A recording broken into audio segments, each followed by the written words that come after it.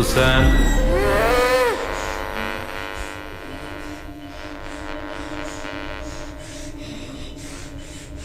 నువ్వెవరో నాకు తెలిసిపోయింది సూసాన్.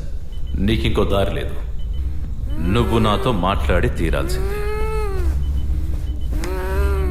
నువ్వెందుకు ఇంకా ఇక్కడే ఉండిపోవాలనుకుంటున్నావు? ఈ లోకంలో నీ టైం అయిపోయింది. అమ్మయ్యను వదిలేసి వెళ్ళిపో. ఇవన్నీ చెప్పడానికి నువ్వెవరు? ముందు నా ఇంట్లోంచి నువ్వు బయటికి వెళ్ళిపో. ఈ ఇంట్లో నీకు ఇంకా అధికారం ఉండొచ్చు, కానీ తన శరీరంలో లేదు. నువ్వు బయటికి రా, మనం మాట్లాడుకుందాం.